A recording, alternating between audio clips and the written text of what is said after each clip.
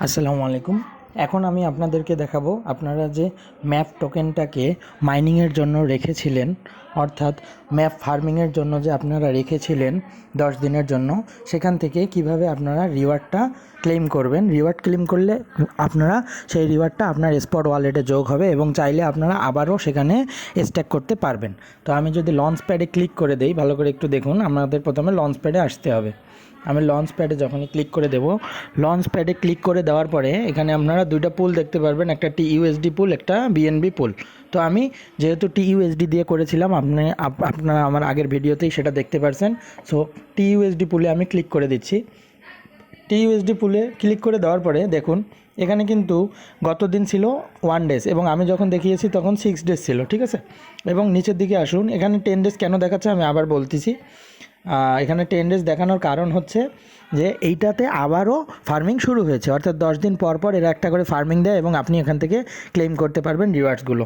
তো দেখুন আমার এখানে আমার ফান্ড দেখাচ্ছে কত, $68 এবং আমার এখানে দেখুন মাই রিওয়ার্ডস, এতক্ষণ এখানে ক্লেমড রিওয়ার্ড ছিল। তো আমি কিন্তু ক্লেম করছি, এই জন্য কিন্তু 215 ম্যাপ এটা আমার ক্লেম চলে আসছে। তো আপনারা এখানে দেখতে পারবেন এই যে ক্লেম রিওয়ার্ডস, এই ক্লেম রিওয়ার্ডসে ক্লিক করে দিলেই আপনার এখানে যতটুকু রিওয়ার্ডস যুক্ত হবে সেটা আপনার এখানে চলে আসবে এবং সাথে সাথে এটা আপনার চলে যাবে আপনার স্পট ওয়ালেটে। তো চলুন আমি দেখিয়ে দেই আমার স্পট ওয়ালেটে আসলে ম্যাপ টোকেনটি যুক্ত হয়েছে কিনা।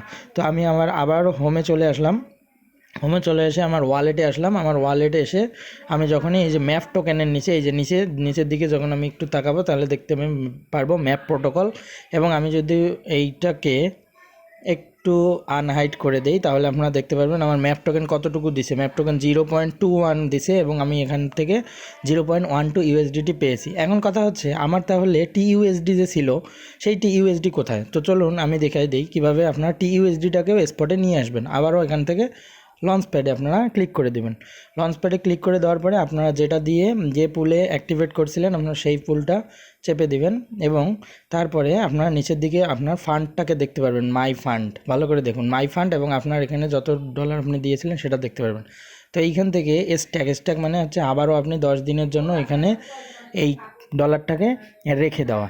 আর আপনি যদি এই যে রিডিম অপশনে ক্লিক করে দেন তাহলেই আপনার এইটা আবার আপনার স্পট ওয়ালেটে চলে যাবে। তো আমি আগে আপনাদেরকে রিডিম করে দেখাই। আমি এই যে রিডিম অপশনে ক্লিক করে দিলাম।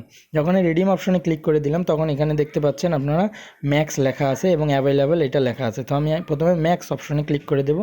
ম্যাক্স অপশনে ক্লিক করে দেওয়ার পর রিডিম অপশনে ক্লিক করে দেব, তাহলে আমার এটা রিডিম হয়ে যাবে। এবং আমি যদি এখন আবার আমার ওয়ালেটে আসি তাহলে আপনারা দেখতে পারবেন এখানে আমার টিইউএসডিটা যুক্ত হয়ে গেছে।